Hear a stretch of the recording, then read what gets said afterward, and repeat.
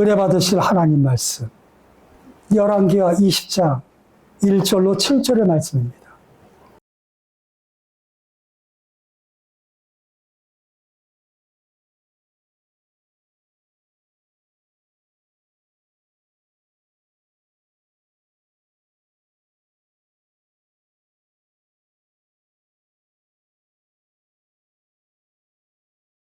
오늘 이 본문은 이 무더운 날 아주 시원한 얼음 냉서 같은 그런 스토리예요. 힘들고 어려웠다. 간절히 기도했다. 하나님께서 고쳐주셨다. 아주 단순하지만 이렇게 무더운 날은 이런 스토리가 우리를 시원하게 하고 청량하게 하고 다시 한번 생 가지고 신나고 활기차게 살아갈 수 있는 용기가 되는 줄 믿습니다. 아멘. 히스기야는 이스라엘의 위대한 임금 목록에 들어갑니다. 남유다가 BC 587년에 멸망하거든요. 그 멸망할 때 하나님 보시기에 합당한 딱 2명의 임금이 있었는데 그 사람이 히스기야였고 또 한 명이 요시야였어요. 그가 고통과 아픔 속에서 전쟁이나 그 모든 걸 하나님께 기도하여서 이겨냈는데 중병에 걸리거든요. 그가 통곡하며 살려달라고 했을 때 하나님께서 이사야 선지자를 통해서 한 5절에 내가 너의 기도를 들었고 너의 눈물을 보았다 하시면서 그를 고쳐주셔요. 그래서 제가 오늘 그 본문을 근거로 내 기도를 들었고 내 눈물을 보았노라 라는 제목으로 하나님의 말씀을 전하고자 합니다. 오늘의 첫 번째, 누구에게나 다가올 수 있는 절망. 단어는 신뢰와 감사와 찬양으로. 성경은 히스기야 왕을 어마어마하게 높게 평가합니다. 열왕기하 18장 3절 6절 말씀 다 같이 한 목소리로 봉독하시겠습니다. 시작. 히스기야가 그의 조상 다윗의 모든 행위와 같이 야훼께서 보시기에 정직하게 행하여 그와 여러 산당들을 제거하며 주상을 깨뜨리며 아세라 목석을 찍으며 모세가 만들었듯 이스라엘 자손이 이때까지 하여 분향함으로 그것을 부수고 느스란이라 일컬었더라. 히스기야가 이스라엘 하나님 야훼를 의지하였는데 그의 전후 유다 여러 왕 중에 그러한 자가 없었으니 그가 야훼께 열합하여 그에서 떠나지 아니하고 야훼께서 모세에게 명령하신 계명을 지켰더라. 아멘. 히스기야의 아버지는 아하스 임금이었거든요.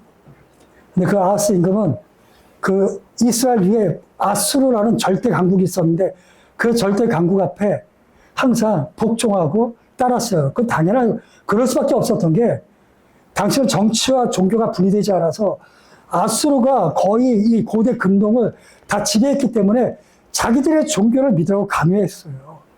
믿음이 없어서가 아니라 나라를 살려야 되고 왕이었기 때문에 맞서서 이길 수 없으니까 어쩔 수 없어서라도 또 아하스는 전쟁의 용사요.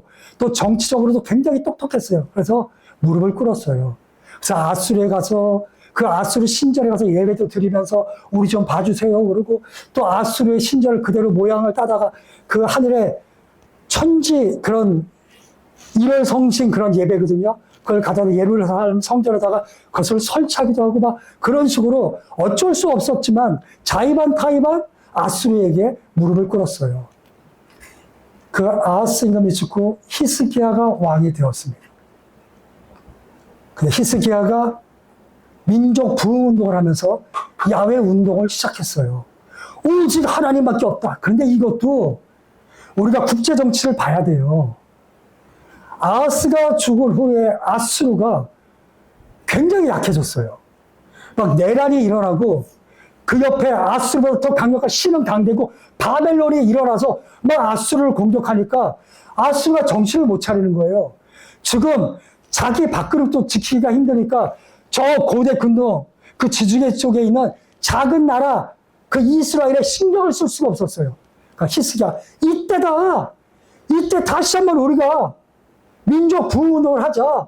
그래서 경계를 넓히고 그리고 모든 국민들의 정신을 하나로 묶기 위해서 야외 운동을 시작하고 막 그러면서 놀라운 종교개혁을 일으키기 시작한 거예요. 성경은 그 히스기야를 정말로 높게 평가했어요. 오늘 우리가 읽은 본문처럼 히스기야는 다윗같이 하나님을 따랐다 이렇게 나와 있는 거예요. 열왕기는 모든 왕들의 평가 기준이 다윗 임금이에요. 다윗과 같았습니다 하면은 그 사람은 잘한 거고, 다윗과 같지 않았습니다 그러면 그가 아무리 정치를 잘하고 경제를 잘하고 전쟁을 잘했어도 그 사람은 하나님의 사람이 아닌 거예요. 하나님은 히스기야를 다윗과 같다 했습니다. 카타톤 까르디안무, 내 마음에 합한 자 다윗과 같다고 말씀하셨기 때문에 히스기야는 하나님의 사람이었습니다. 그가 종교개혁을 했어요. 각 지방의 산당들을 다 없앴어요. 그 산당은 원래는 하나님을 섬겼는데 그 지역의 우상들과 결탁돼서 타락했어. 근데 어떤 임금도 산당을 정리할 수가 없어. 왜? 지방 세력들이 너무나 강했기 때문에 그래요. 히스기야는 그걸 무릅쓰고 그 산당을 싸그리 밀어버렸어요. 오직 하나님의 이름으로. 게다가 더 큰 일은 민수기 21장을 보면 광야 불뱀 사건 혹시 아시는 분 계신가요? 이스라엘 광야에서 하나님을 원망불평했더니 하나님이 불뱀을 뿌리셔서 그 불뱀이 이스라엘 백성만 물었잖아요. 그때 모세가 구리뱀, 놋뱀을 들어서 그들을 구원하는 이야기가 나와요. 근데 오늘 열왕기사 18장 보면 재밌게도, 아니 놀랍게도 그 놋뱀이 히스기야 왕 때까지 있었나 봐요. 히스기야가 그 놋뱀을 불태워버립니다. 왜냐? 그 놋뱀을 보면서 하나님이 광야에서 우리를 구원하셨지, 하나님께 감사합니다 이래야 되는데 이스라엘 백성들이 망명되게 바보들이죠. 오늘 우리랑 똑같아요. 놋뱀이 우상이 된 거예요. 하나님은 간대없고 놋뱀에 기도하고 놋뱀을 경배했던 거예요. 히스기야 그 놋뱀을 불태워버려요. 이거 쉬운 일이겠습니까? 한마디로 이런 거예요. 오늘날 극단적으로 표현하면 십자가를 통하여 하나님과 그리스도 예수의 죽으심과 부활을 생각하지 않고 십자가가 단순히 액세서리가 되고 십자가가 우상이 되면 되겠습니까? 하고 십자가를 다 불태워버렸다? 무슨 뜻인지는 알겠지만 정서적으로 용납이 안 되는 거잖아요. 히스기야가 그 정도로 철저하게 종교개혁을 했어요. 하나님이 기뻐하셨어요. 그리고 그 후에 5절에 가면 성경이 이렇게 평가하는 거예요. 유다에 수많은 임금들이 있었지만 히스기야처럼 하나님 마음에 드는 사람은 전무후무 없었습니다. 그 정도로 마음에 든 거예요. 너밖에 없다. 넌 내 눈에 탁 차고 내 마음에 완전 들어. 지금 이렇게 말씀하신 거예요. 그 뒤에 또 나와요. 그래서 하나님께서 언제나 함께 하셨고 히스기야가 형통했고 히스기야가 전쟁할 때마다 승리했습니다. 블레셋도 물리치고 막 쫙.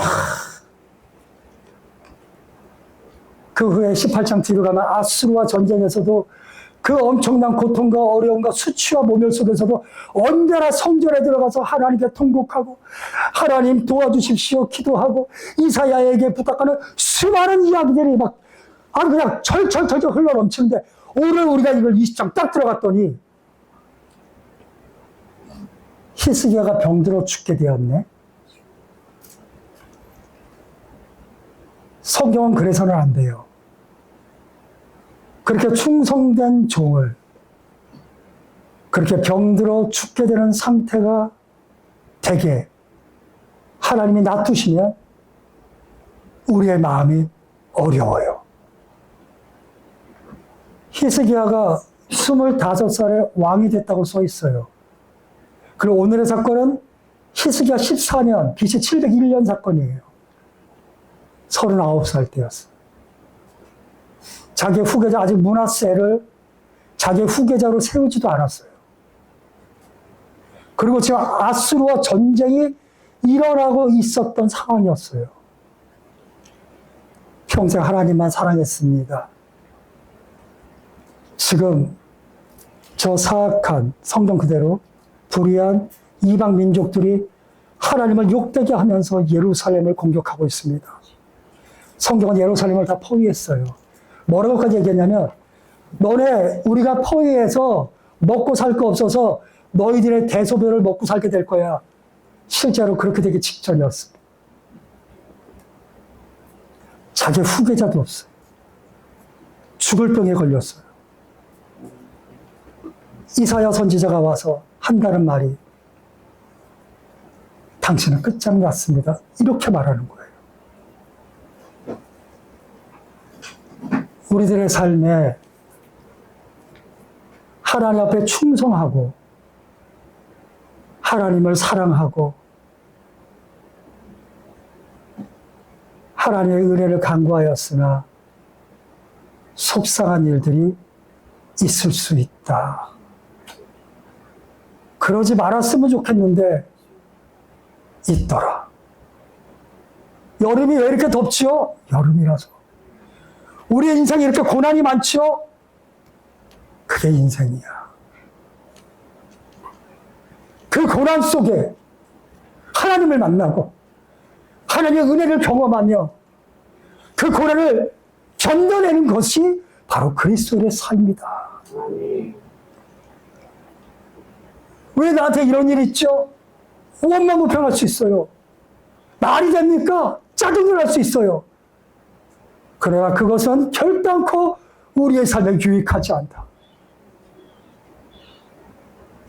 사람이 힘들고 어려우면 나 혼자 있는 것 같은 거예요. 버림받고. 모두가 잘 사는 것 같네. 나가사키 소톰에 엔도 시작 기념관 사진 좀 올려주세요. 여기가 그 유명한 나가사키 소톰에 있는 엔도 슈샤크라는 작가의 기념관인데요. 그 사람 사진도 한번 띄워주세요. 이번에 쓴 책이 침묵이라는 유명한 책이 있어요. 그 책이 17세기 일본의 그 카톨릭 박해 시대에 있었던 이야기를 막 쓰거든요. 근데 그때 로드리고라는 신부가 자기의 스승 페이레라라는 사람이 있는데, 그냥 들으세요. 그분이 포르투갈 선교사인데, 포르투갈 예수회. 일본에 선교하러 갔는데 너무나 훌륭한데 그분이 배교를 했다는 거예요. 믿을 수가 없어. 자기가 확인하기 위해서 일본에 갔는데 자기도 배교를 하게 된 거예요. 왜 배교했냐면, 자기가 배교하지 않으면 일본 성도들을 죽이는 거예요. 내가 배교하지 않으면 지금 내 뒤에서 막 비명 소리가 막 성도들, 걔네가 철저하게 그렇게 해서 다 배교를 시킨 거예요. 근데 이 신부가 그 나가사키 바다가 그렇게 아름답답니다. 이 기념관, 아까 그 기념관 앞에 비문에 그 소설에 나온 한 대목이 써 있는 거예요. 그 로드리고 신부가 썼던 그 내용이 이거였습니다. 하나님, 인간은 이렇게 슬픈데 주여, 저 바다는 너무나 푸르고 아름답습니다. 사랑하는 성도님, 누구나 다 절망이 있을 수 있지만 내 삶의 문제보다 큰 게 어디 있겠어요. 근데 내가 삶의 고통 속에 탁 있고 세상을 보면 나만 아픈 것 같은 거예요. 내 문제만 커 보이는 거예요. 다른 사람들도 어렵고 힘든 일이 있는데 그거 잘 안 보이는 거예요. 다른 사람들은 너무나 푸르고 아름다워 보이는 거예요. 하나님, 내 삶은 그렇게 예수를 믿고 최선을 다했는데도 내 삶은 이렇게 아픈데 저들의 인생은 왜 저렇게 푸르고 아름다운 겁니까? 라는 질문이 나올 때가 있다. 오늘의 두 번째, 행동으로 보이는 믿음이에요. 히스기야가 이사야 다 아시죠? 하늘 같은 예언자입니다. 히스기야와 얼마나 친하면, 이사야는 왕조가 아니면 귀족이기 때문에 다른 예언자와는 달리 왕궁을 왔다 갔다 굉장히 자연스럽게, 그 아하스 히스기야와도 아주 많이 대화하는 굉장히 훌륭하면서도 지체가 있었던 예언자. 그리고 히스기야와는 아주 관계가 밀접한, 마치 요한복음 11장에 마르다, 나사로, 마리아와 예수님과의 관계 같은 밀접한, 히스기야에게 내가 죽을 병이 걸렸습니다라고 말했을 거 아니에요. 히스기야가 왔어요. 이사야가 왔어요. 히스기야는 당연히 기대합니다. 나를 고쳐줄 걸. 하나님의 놀라운 신탁을 받아서 하나님이 당신의 지금까지 살아왔던 인생을 기억하신답니다. 하나님이 당신의 기도를 들으셨답니다. 당신을 고쳐줄 겁니다. 이럴 줄 알았는데 끝났답니다. 이건 히스기야가 너무 크게 충격받았을 것 같아요. 기자가 컸으니까 후계자를 세우랍니다. 히스기야가 그 얘기를 듣고 제가 개역개정 성경은 느낌이 안 와서 현대어 성경 가져왔어요. 현대어 성경 20장 2절에서 3절 말씀 다 같이 한 목소리로 봉독합니다. 시작. 히스기야는 그 말을 듣고 침상에서 얼굴을 벽 쪽으로 돌려 누우째 기도하였다. 오 주님, 제가 항상 주께 충성한 것을 기억하여 주소서. 제가 진심으로 주께 순종하고 항상 주님의 마음에 드는 일을 하면서 살아온 것을 기억하소서. 그러고 나서 그는 눈물을 흘리며 큰 소리로 울었다. 시편 90편에도 하나님 앞에 사람이 살아온 죄가 낱낱이 드러난다고 나와 있거든요. 히스기야는 매우 억울했어요. 이거는 주석서에 나와 있어요. 그래서 이렇게 기도하는 거예요. 하나님, 너무너무 억울합니다. 내 살아온 인생에 그 모든 나의 전심 어려 하나님을 사랑했던 일들, 그거 기억해 주셔야죠. 내 진심, 어떠한 세력과 특히 아수르와 싸울 땐 대단했어요. 막 아수르가 와서 히스기야 욕하고 히스기야가 잘못했다고 그러고 진짜 그 예루살렘을 다 둘러쌌을 때 히스기야가 성전 가서 하나님, 저들이 우리를 모욕하는데 이것은 하나님을 모욕하는 거 아닙니까 하면서 통곡하면서 살려달라고 기도한 그 히스기야. 내 평생의 내 진심, 종교개혁이 야 우리부터 야훼 믿어, 이게 그냥 이루어졌겠습니까? 그 아버지 아하스가 지금까지 정치하면서 그 아하스한테 아수르파들이 있었을 거 아니에요. 엄청난 반동, 그것과 싸우면서 히스기야 살아왔다고요. 하나님 이건 아니잖아요. 이 기도라고 저는 제 귀에는 그렇게, 내 심장은 그렇게 받아들였어요. 하나님, 내 지금까지 살아온 날의 전심과 진심을 하나님 알아주셔야죠. 내 선하게 했던 일들을 주께서 기억해 주십시오 하면서 그 왕이 아무런 부끄럼 없이 통곡하면서 울며 기도합니다. 간절한 상황인데 부끄러움이 어디 있어요? 절박한 상황에서 체면이 어디 있겠어요? 심지어 우리 개혁 성경에 안 나와 있지만 현대 성경이 너무나 잘 번역했기 때문에 제가 오늘 올린 거예요. 정말 아팠나 봐요. 앉아서 기도할 힘도 없었나 봐요. 침상에 누운 채로 옆으로 누워서 벽을 보며 누워서 기도했어요. 삶이 힘들고 고통스러운데 형식이 어디 있어요? 쓰러지면 쓰러진 자리에서, 넘어졌으면 넘어진 자리에서, 물러났으면 물러난 자리에서. 제가 지난주에 삼손 설교했습니다. 묶였으면 그 묶인 자리에서, 사막의 음침한 골짜기라면 바로 그 자리에서, 땅바닥에서, 밑바닥에서 드리는 그 기도만큼 간절한 게 어디 있겠습니까? 내가 얼마나 잘했는데 그 시간에 기도하자는 거예요. 기도가 전지전능하신 하나님, 무소부지하신 하나님, 하늘과 땅에 하나님과 되신 분이 없사오니 오직 하나님만 의지합니다. 이런 거 아니잖아요. 살려달라는 게 기도잖아요. 도와달라는 게 기도잖아요. 어쩌면 하나님 나한테 이럴 수 있어. 이게 기도잖아요. 시편의 탄원 시편들은 다 그런 명식이었어요. 다윗이 특히 다윗의 18번 기도가 탄원 시편인데 다 하나님 나한테 왜 이러세요? 언제까지 이런 고통이 나에게 있어야 됩니까? 하나님 물질, 자녀, 나의 육신의 고통 하나도 빠짐없이 하나님께 나아가서 누워있으면 누워있는 대로, 물러나면 물러나는 대로, 도망치면 도망치는 그 상황 속에서라도 하나님께 기도하는 우리 모두가 되기를 주의 이름으로 소원합니다. 아멘.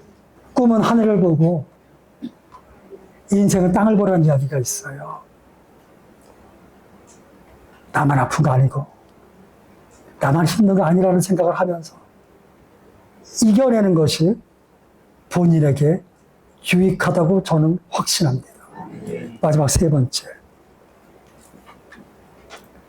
하나님의 응답. 아침에 롯데백화점 신호에서 예배를 드리고 9시 예배를 드리고 여기를 와요.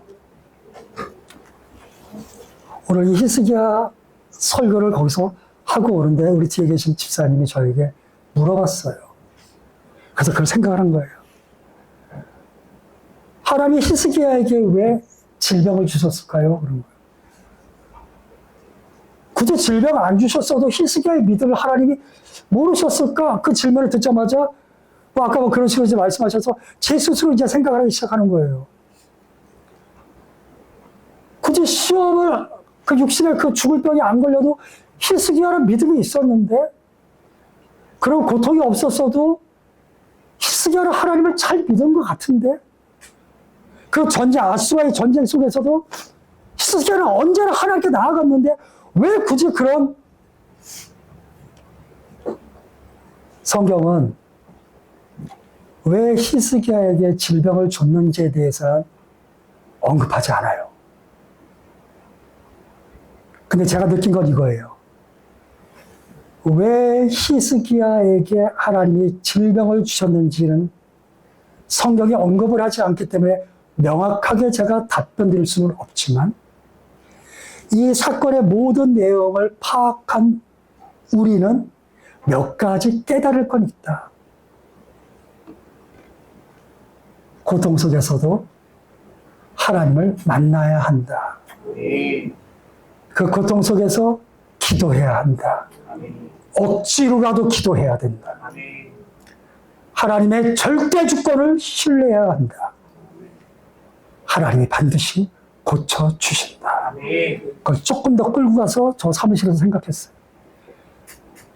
우리들의 삶에 왜 나한테 이런 병이, 왜 나한테 이런 문제가, 왜 자녀에게 이런 어려움이, 이유는 알 수 없어. 중요한 건 이겨야 한다.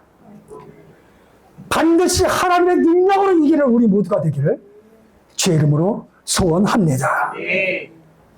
히스기야가 너무나 고통스러운 질병 가운데 하나님께 간절히 기도하여 하나님의 응답을 받았습니다.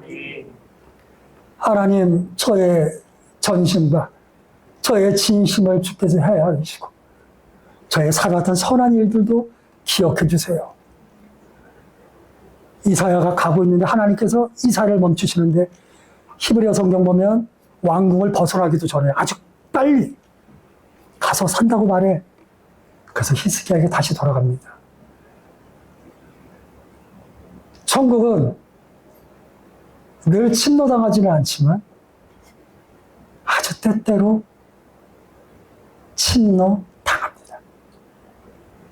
근데 성경은 대부분 그 침노당할 때 간절한 눈물과 통곡과 기도가 있었음을 알게 되기를 주 이름으로 소원합니다. 너가 죽을 병에서 살아날 거야? 3일 만에 성전에 올라갈 거야 그래요. 왜 성전에 올라가냐면 병이 들어서 고침받으면 성전에 올라가서 감사 제사를 지내요. 3일 만에 성전에 올라간다는 이야기는 아주 신속히 병 고침받고 회복되어서 하나님께 감사의 예배를 드린다는 이야기예요. 오늘 이 자리에 육신의 질병 다 치료받게 되기를 주님으로 소원합니다. 히스기야의 놀라운 역사가 오늘 이 시간 이 자리에도 동일하게 일어날 줄로 믿습니다. 그걸로 끝나지 않아요. 하나님은 차고 넘치는 복수를 주시는 거예요. 15년의 생명을 연장해 주겠다. 병 고침 달라고 기도했어요. 살려달라고 기도했더니 하나님께서는 플러스 알파가 계속 이어지는 거예요. 15년의 생명을 더하여 주리라. 우리는 A를 위하여 기도하지만 하나님은 우리가 기도하지 못한 B, C, D까지도 다 응답해 주신다는 사실을 알게 되길 주 이름으로 소원합니다. 또 플러스 알파, 아마 전쟁 중이거나 전쟁 직전, BC 701년 사건이니까 아수르와의 전쟁에서 이기게 주겠다 그랬어요. 그 앞에 19장을 보면요, 하룻밤 사이에 하나님의 천사가 아수르 군대 18만 5천 명을 죽였다고 나와 있어요. 헤로도투스라는 역사가의 글을 보면 그 역사가니까 하나님이 죽였다 이렇게 안 나와 있고 패스트, 흑사병에 의해서, 전염병에 의해서 18만 5천 명이 죽었다 이렇게 나름대로 과학적으로 써 있어요.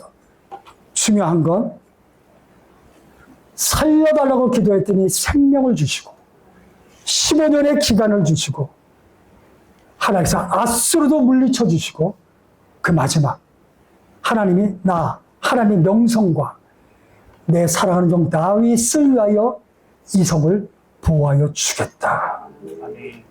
우리가 부족해도 하나님은 우리 아버지라는 명성을 지켜야 돼요. 하나님의 아들을, 하나님의 딸을 이렇게 놔두실 거예요. 이렇게 기도하세요. 아버지, 체면을 지키세요. 이렇게 기도하세요. 저도 그렇게 기도한 적은 없습니다. 감히 그렇게까지는 기도를 못 해봤습니다.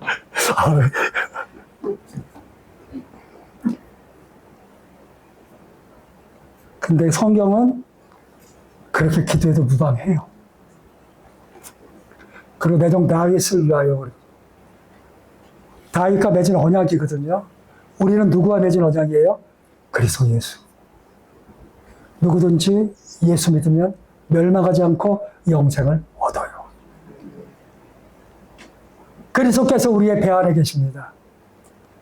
누가복음 5장에 밤새 물고기를 잡으려 했으나 한 마리도 못 잡았습니다. 그리스도께서 내가 너의 배에 좀 타도 되겠니? 베드로의 배에 타셨잖아요. 그 후에 고기를 잡아요. 그런데 중요한 건 이미 그리스도께서 배 안에 계시면 고기를 잡은 거예요.